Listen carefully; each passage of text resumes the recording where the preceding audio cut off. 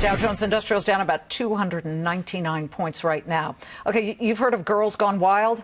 How about Fed gone crazy? President Trump said it. He's taking aim at the Federal Reserve, putting the blame for the market's plunge that we saw yesterday of 831 points on the Dow squarely at the feet of the central bank. All right, a live check of the December Fed funds futures, which indicate the odds of a rate hike. This is for December. Show they're not far at all from where they've been the past month. Right now, they're at 71.5% chance of a rate hike. Past couple of weeks, they've been around 80, 79. Now, if that fourth hike of the year comes to pass, are stockholders doomed, or is it too late to save investors? Either way, joining me now, Andy Brenner, head of fixed income at Nat Alliance, who says the Fed is doing what it thinks is necessary to keep our economy afloat, and Euro-Pacific Capital CEO Peter Schiff, who says the bear market has already begun. Peter, President Trump called it a correction, blamed the Fed. Is it a correction or a bear market, and should he be blaming the Fed? Well, all bear markets start off as corrections. I think this one is probably a bear market. It's long overdue. But, you know, Donald Trump said that the Fed has gone crazy.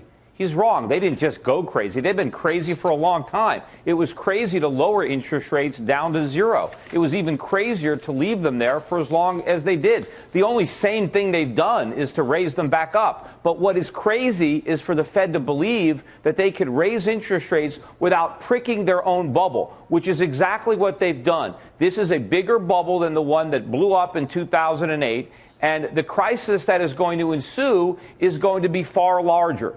You know, you mentioned earlier in the show that, hey, in the past, people were able to pay higher interest rates. That was true because we didn't have all this debt. Thanks to the Fed and cheap money, we have more debt than ever before. Individuals, corporations, the government is loaded up with debt. And as interest rates go up, that debt is unserviceable. Andy Brenner, let's specifically tackle what the president said. He said the Fed is loco. In fact, he said the Fed is too stringent. He now suddenly doesn't want the Fed to tighten rates, although in 2016, during his campaign, he said, this is all political. Janet Yellen, who was the Fed chair, she's keeping rates super low to make President Obama look good and make the stock market look good. Total reversal here. Fed's going crazy. And then he even said, I'm not going to fire Chair Powell. I'm just disappointed. Well, I mean, the fact that he even said that really kind of people looked askance slightly. But you tell me specifically on this issue of the president blaming the Fed for yesterday's correction, where do you stand? First of all, the president can't fire Powell. He's probably one of the few people in his administration that he can't fire. I thought he could. I thought no. Federal Reserve Act says that the president can remove governors for cause. Well, then that's new to me, because as far as I know, his term ends when it does. Okay. Go ahead, Andy. All right. As far as rates, you know, Peter's somewhat right in that the Fed's been raising rates. And, you know, as far as other things, I think the Fed has never seen a balance sheet unwind and raising of rates together. And I think that's causing the risk premia in the markets to rise. And I think that's hurting equities. I disagree with Peter on a bear market, but I do think a correction, 10 to 12 to 15% is coming. It is in the cards. I think the midterms will kind of reduce that. And I think as we get towards year end. But the president is clearly trying to get a scapegoat here. And the scapegoat's the Fed. You know, the president knew that equity markets are high. He's a markets guy himself. He's been trading markets back and forth over his 40-year career. So I think he's right in some respects and wrong in others in criticizing the Fed. Peter, the president also, I believe, brought this up. He said, it's hurting me personally. I owe $300 million to Deutsche Bank of debt with interest rate that's hooked to the Fed policy. I'm paying a high interest rate. So he was complaining, almost, you know, making it like he's feeling, to quote another president, I feel your pain. But tell me where this all goes. And you really believe that this is a longer-term issue and the start of a bear market after what has been the second longest expansion in history. Yeah, well, more important than a bear market, it's a recession. I mean, this is a bubble not just in the stock market, but the entire economy. So the Fed has distorted more than just markets. And the problem is this recession is going to be far more painful and, you know, far deeper than the one that we had in 08 and 09. Because it's also going to be accompanied by rising consumer prices. I think as Americans lose their jobs, they're going to see the cost of living going up rather dramatically. And so this is going to make it particularly painful. But, you know, one of the things I thought was funny that Trump said is that he was criticizing the Fed for raising rates too quickly because he said that he would rather have time to pay off debt first. And he was not referring to his own debt, but to the national debt. But the problem is Trump is exploding the national debt. Knowing that the Federal Reserve was going to raise interest rates, he signed on to tax cuts and spending increases. That is the worst thing to do when interest rates are going up. You don't want to go deeper into debt. You want to try to pay down debt. But the only way to pay down debt is to run a surplus. You voted for President Trump. Not that I need to remind you at this because point, look at the alternative. You and I talk all the time. But yeah, I know. Look at the alternative. Go ahead, Andy. One thing, I don't see a recession on the horizon. I mean, with GDP growth at 4% and unemployment low, I'm willing to give you a correction, but that's as far as I'm willing to give you. Interest rates still are historically low. And yeah, there's a lot of leverage in the system, and I can see a lot of bad things happening. And I'm more concerned about what's happening overseas. Emerging markets are down 25%. European markets are down 15%. Chinese markets are down 27%. I mean, there are a lot of bad things happening. I think we're the least dirty shirt around, and I think that's. I think we're going to be okay. But yeah, I'll give you a correction. That part I'm willing to give you. Peter.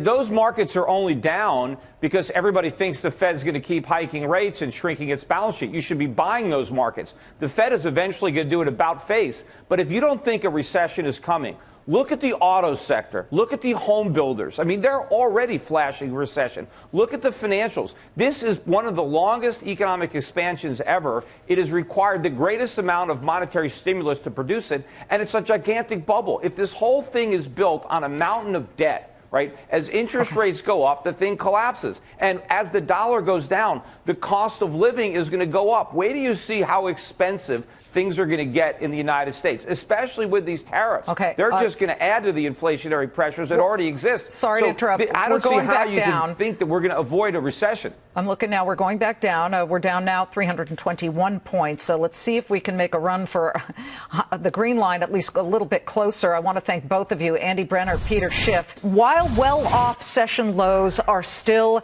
in the red solidly. We bring in our traders from the New York Stock Exchange and the CME Group. Charlie Gasparino up in our newsroom. Peter Schiff was kind enough to say he wouldn't leave his old high school pal. He's here. Yeah, we went to high school together. Sarge. Don't give away your age, Liz. What? I was a child genius. Sarge, give it to me straight right now. We are lower right now by 493 points. Is this going to end as badly as yesterday? It very well could, but you know, with gold rallying to this degree, I think we're near a short-term bottom. At least it feels like they're feeling around for one. What you've seen this afternoon is probably something of a margin call.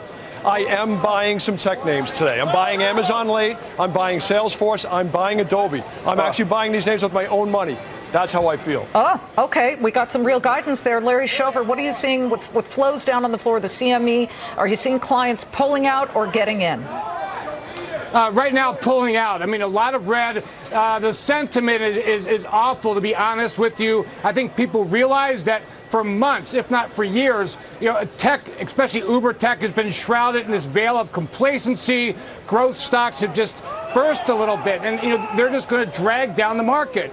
People realize also 3-month Treasury, almost 230 right now, trading about 45 basis points over the S&P 500 dividend yield. So people are saying, look, hey, maybe it makes sense to get into something like short-term paper as opposed to stocks. Mm-hmm. And lastly, earnings. People are worried about the quality of the earnings. They think the numbers will hit. The numbers might even exceed. It's the quality that people are worried about. 10 minutes left before the closing bell rings. And we have Phil Flynn right there at the CME. And Phil, I don't want to ignore oil because this is a significant move. Again, we got those inventory numbers that showed we're flush with the stuff right now. So what? And again, we've got two Dow components, ExxonMobil and Chevron, that got really kind of smacked down yesterday. Right, and I think those markets, oil was trying to shake off the stock market yesterday and look at the big picture about supply and demand, but that big increase in supplies really weighed on the inventories. I don't think it would have been as big if the stock market wasn't down as much as it was. Mm-hmm. I don't think it would have been that big if it wasn't for Hurricane Michael that is hurting demand in the short term. But when you have the stock market really getting obliterated, it takes away hope for demand. Now that, I think, is misguided because of Hurricane Hurricane Michael, the demand for oil is going to explode in a couple of months. We're going to need more energy than we needed in years at this time of year to rebuild after Michael. So I think we'll actually get a boost from that. You know, this is not a stock market today. It's Fright Fest. That's what it is today. The market is reacting on fear right now, and we have been all over the place. You're right, Liz, when you say the most important time of the day is the closing bell. Yeah. And we're at a kind of a key number right now, 25,294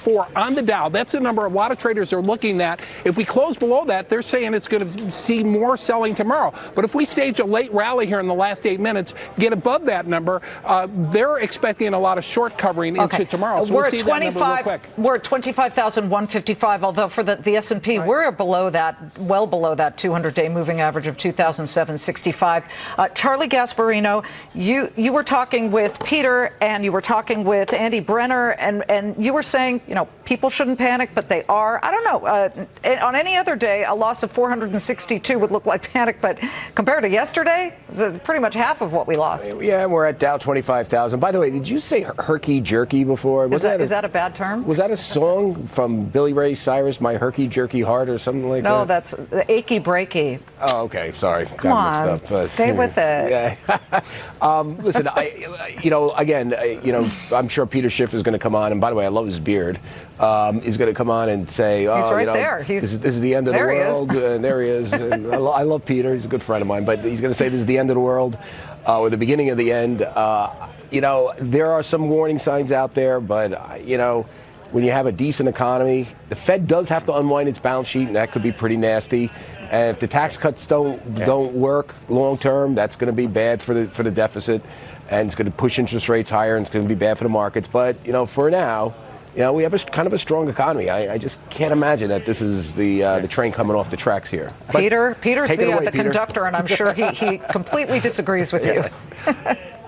Yeah, well, first of all, Charlie, I'm not saying it's the end of the world. I wasn't saying that back in 2007 either. Look, this is going to be a sequel to 2008, except like all sequels, it's going to be bad. And one of the things that's going to make it worse.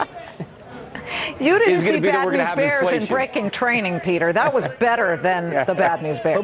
But Peter, what's the structural problem that we have? Is there any? I mean, 2008 we clearly had the banks. Now we have maybe the Fed's balance sheet. What is the structural problem that will? It wasn't the structural problem was we had too much debt. Our budget deficits were too big. Our trade deficits were too big, and now they're even bigger. But that's not what caused. That's not what caused 2008.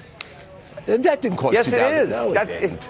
It was the banking system. All the money that was borrowed to buy houses. If people were paying cash for their houses, it wouldn't have been a problem. It was the banking system that was holding illiquid debt. That was priced at zero, and who knows what they should be priced at. The banks are in even more trouble now. Trust me. If we have stagflation, if we have interest rates going up and asset prices going down, every bank that we bailed out is going to fail again. We don't have the commercial paper crisis that we had back in 2008. Guys, hold on. John Burke, he's president of Burke Financial Strategies. He is a market participant, as is Ross Gerber, CEO of Gerber Kawasaki. John, tell me what you did yesterday and what you're doing today. Well, first of all, Liz, we've got all kinds of confusion in the market right now. We've got the bonds going down, yields going up, utility stocks, which should be going down, are going up. And this is how I know the market's really crazy, that Roberto, my shoe shine guy, today asked me about the market. Yeah, exactly. So did you take some of your money off the table yesterday? Were you digging in to say, oh, I see some things that are cheaper? Well, we're still trying to see how this sorts out, but I think I can give you a little bit of insight here. We think that the one key right here is going to be China and the U.S., and I brought my own prop here. Okay. So the key is going to be the Chinese yuan. Okay. If you what is it? Just below 7 yuan per dollar. It's today. It's at 15 the other way. Oh, the other way, 15 the other way. 15. Okay. It was 14. Yuan is up today. Mm-hmm. That's a good sign. If you see the yuan going up, that's a very good sign, and we would be much more bullish as long as the Chinese are not selling treasuries and the yuan's going up at the same time. That means that the relationship between U.S. and China is going to get better, and that's the major concern of the market right now. 2.5 minutes to go. 2.5 minutes before we hear the closing bell ring, and we are down 503 points for the Dow. Ross Gerber. You've been heavy into tech. Are you worried at all about hearing these voices say tech is over? I'm worried that I've been sitting here for 15 minutes not being able to buy.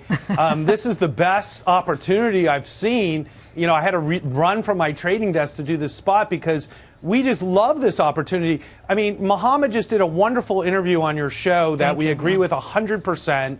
I mean, the guy is dead right a lot of the time. And I think he's right about this. The U.S. is in the best position it's been economically in decades. Tax reform is just beginning to trickle through the positive effects in our economy, and rates have gone to 3.25. This is incredibly low. You know, inflation's at 2.5 to 3. I mean, if you saw that on a piece of paper, you'd be buying that economy. And so don't let the market fool you here. It's just a correction. Okay, John, what are your picks here?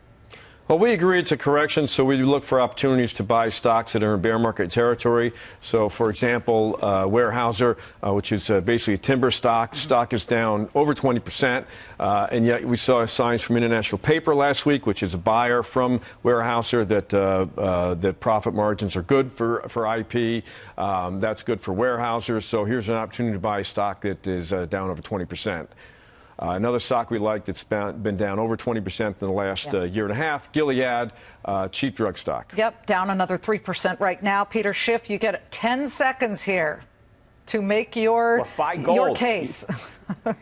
You want to buy stocks, buy some gold stocks. Gold is breaking out, but you know what? Bitcoin is also breaking down against gold. It went through a key level. People keep looking at Bitcoin versus the dollar. They got to look at Bitcoin versus gold. It's broken through support. It's going lower. But look, this economy is a gigantic bubble. It is in the worst shape it's ever been in. Everybody who's out there saying the economy is good, this is a delusion. It is much worse than it was going into 2008. And you guys are going to lose a lot of money buying these stocks. I can tell you that.